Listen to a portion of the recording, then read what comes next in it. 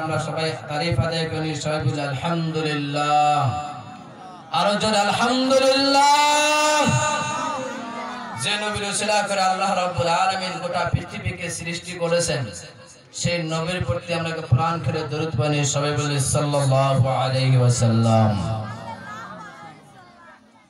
ভাইরা আমার, আল্লাহ রাব্বুল আলামিন মানুষ জাতিকে সৃষ্টি করেছেন। আল্লাহ অনেক স্বপ্ন, অনেক আশা নিয়ে আল্লাহ আমাদেরকে সৃষ্টি করেছেন। সৃষ্টি করার একটা রহস্য হলো আল্লাহর ইবাদত করা।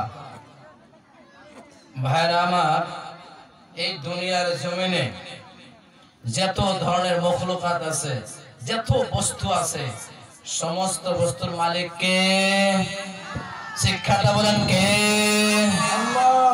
ওই আল্লাহ রাব্বুল আলামিন ডাক দিয়া কয়, ইয়া আইয়ুহান নাস, ও দুনিয়ার মানুষ, তোমাদেরকে আমি আল্লাহ ডাক দিয়া বললাম শোনো। আমার আল্লাহ কয়, মানুষ এত সুন্দর করে দুনিয়াটা সৃষ্টি করেছি আমি আল্লাহ।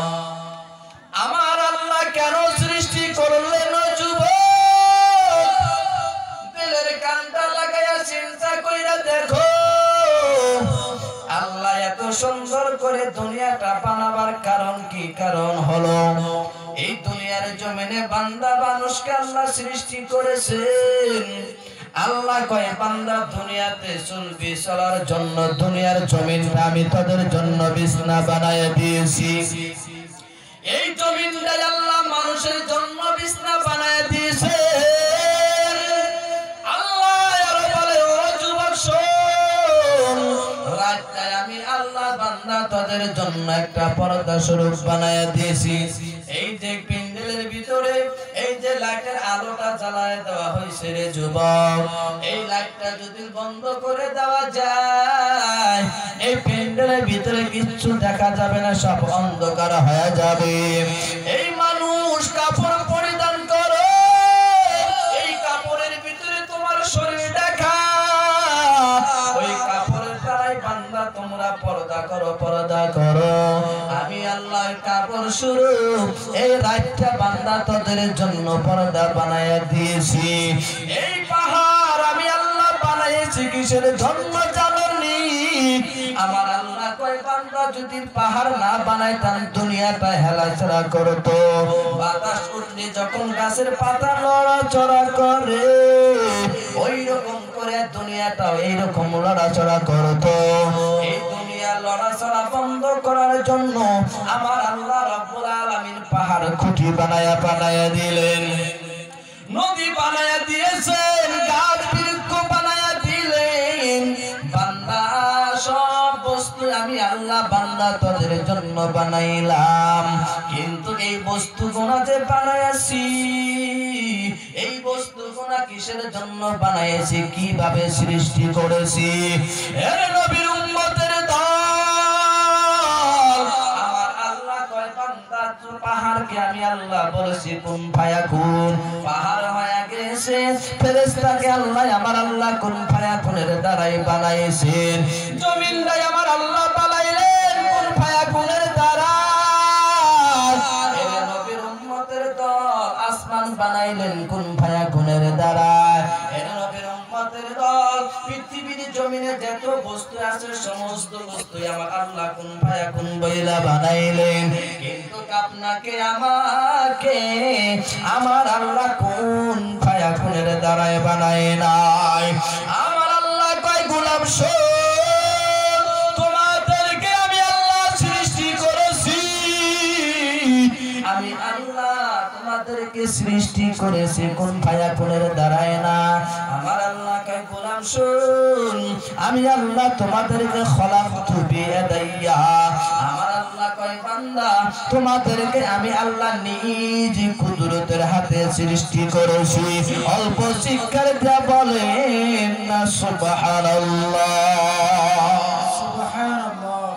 এরা নবীর উম্মতের দল, আমার আল্লাহ নিজে কুদরতের হাতের দ্বারা আমাদেরকে কেন সৃষ্টি করলেন? আমার আল্লাহ কয়, বান্দার মকসুদ একটাই, বান্দা তোদেরকে আমি আল্লাহ কিসের জন্য বানাইছি? দুনিয়ার কাছে সমস্ত মখলুকাত আমি বান্দা তোদের গোলামি করার জন্য বানাইলাম। কিন্তু আমার আল্লাহ ডাক দিয়া কয় বান্দা শোন, ওমা খলাকতুল জিন্না ওয়াল ইনসা ইল্লা লিয়াবুদুন। আমার আল্লাহ কয় বান্দা দুনিয়ার জমিনে জিন আর ইনসান জাতিকে সৃষ্টি করেছে আমি মাওলার ইবাদতের জন্য। এর নবীর উম্মতের দল, আল্লাহর ইবাদত কর, আল্লাহর ইবাদত কর। আমার আল্লাহ কয় বান্দা ইবাদত করবি তো জান্নাতে যাবি, আর যদি ইবাদত না করো রে যুবক, জাহান্নামে তোর ঠিকানা হবে। ও বান্দা এখনো সময় আছে, তোমাদেরকে আমি ওয়াটার দিয়ে দিলাম। বান্দা আমি তোমাদেরকে সৃষ্টি করেছি আমি আল্লাহর ইবাদতের জন্য। বান্দা তোরা আমি মাওলার ইবাদত করবি, ইবাদত করবি। এত সুন্দর করে সৃষ্টি করলাম, হাতের জায়গায় হাত লাগায় দিয়েছি, চোখের জায়গায় চোখ লাগায় দিয়েছি। আমার আল্লাহ কয় পায়ের জায়গায় পাও, জবানের জায়গায় জবান, নাকের জায়গায় নাক, সব বস্তু সুন্দর করে ফিট করে দিয়েছেন। হাতটা বানাইছেন, হাতের হিসাব দেওয়া লাগবে আমার আল্লাহর কাছে। চোখটা বানাইছেন আমার আল্লাহ, চোখের হিসাব আল্লাহর কাছে দেওয়া লাগবে রে গোলাম। জবান দিয়েছে, জবানের হিসাব দেওয়া লাগবে। আল্লাহ রাব্বুল আলামিন পা বানায় দিয়েছে, পায়ের হিসাব আল্লাহর কাছে দেওয়া লাগবে। কিন্তু বান্দার সমস্ত হিসাবের আগে সবের প্রথমে আমি মাওলার ইবাদতের হিসাব দিই। কিন্তু তুমি দুনিয়াতে নামাজ পড়ো না,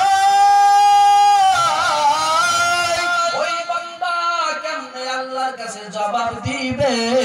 বান্দা আল্লাহর কাছে জবাব দিতে পারবে না। ও আল্লাহ, দুনিয়ার জমিনে তোমার কোনো ইবাদত করি নাই, তোমার কোনো গান করি নাই। আয় আল্লাহ, তুমি যদি আরেকবার দুনিয়াতে পাঠায়া দিতা, আল্লাহ তোমার ইবাদত করে আসতাম, তোমার ইবাদত করে আসতাম। আমার আল্লাহ কয় রে গোলাম, তোমাদেরকে দুনিয়াতে পাঠাইছিলাম আমি মাওলার ইবাদতের জন্য। আমি মাওলার ইবাদত করো না, দুনিয়ার জমিনে যত ধ্বংসামি, যত খারাপি, যত শয়তানগিরি বান্দা করেছো, এই জন্য আমার আল্লাহ কয় বান্দা তোকে ছেড়ে দিয়েছি, ছাড়ি নাই। জীবনে কত গুনাহ করার ইচ্ছা আছে বান্দা কর, আমি বাধা দিব না। আমার আল্লাহ কয় আমাই ইউশাকির রাসূল মিন বাদি মা তাবায়্যানা লাহুল হুদা ওয়া ইয়াত্তাবি গায়রা সাবিলিল মুমিনিন নুওয়াল্লিহি মা তাওয়াল্লা ওয়া নুসলি জাহান্নাম ওয়া সাআত মাসীরা। আমার আল্লাহ কয় বান্দা তোমার ইখতিয়ার হিসাবে তুমি চলো, তোমার ক্ষমতা হিসাবে তুমি চলো, তোমাকে বাধা দেওয়ার জন্য দুনিয়াতে কেউ নাই। এর নবীর উম্মতের দল সাবধান, ওই যে আল্লাহ আরশের উপরে বসে আছে, আল্লাহ যেদিন তোমাকে ধরবে বান্দা দুনিয়াতে তোমাকে কেউ আটকাইতে পারবে না। তুমি যদি জমিনের নিচে চলে যাও, আমার আল্লাহ ওখান থেকে তোমাকে তুলে নিয়ে আসবে। দুনিয়ার যতই মস্তান হোক না কেন, দুনিয়ার জমিনে তুমি যতই ক্ষমতাশীল হোক না কেন, দুনিয়ার জমিনে তোমার যতই টাকা পয়সা থাকুক না কেন, নমরুদের থেকে বেশি টাকা পয়সার মালিক তুমি হও নাই, ফেরাউনের থেকে বেশি মালিক ক্ষমতাশীল হইতে পারে নাই। ওই ফেরাউন আল্লাহর কাছে টিকতে পারে নাই, ধ্বংস হয়ে গেছে। ওই নমরুদ দুনিয়ার জমিনে জান্নাত বানাইছিল, জান্নাতে ঢোকার ভাগ্য হয় নাই নমরুদের। আমার আল্লাহ কয় নমরুদের ধর, আজরাইল আশা কয় ও নমরুদ সাবধান, ওই যে জান্নাত বানাইছা খবরদার জান্নাতের ভিতরে ঢুকতে পারবি না। আমার আল্লাহ অর্ডার করেছে বান্দা তোর জান কবাজ করার জন্য আল্লাহ আমাকে পাঠাইয়াছেন। এর নবীর উম্মতের দল, জান্নাতের ভিতরে আল্লাহ রাব্বুল আলামিন সুন্দর সুন্দর হুর বানায়া রাখছেন। নমরুদ দুনিয়ার যত সুন্দর নারী ছিল, সমস্ত সুন্দর নারীদেরকে জান্নাতের হুর বানায়া দিল। নমরুদ চিন্তা করে দেখে, এত সুন্দর, এত মেহনত করে জান্নাত বানাইলাম, এই জান্নাত দেখতে পারলাম না। ঘোড়ার উপরে সওয়ার হয়ে নমরুদ জান্নাতের ভিতরে ঢুকবে। আমার আল্লাহ কয় আজরাইল যা,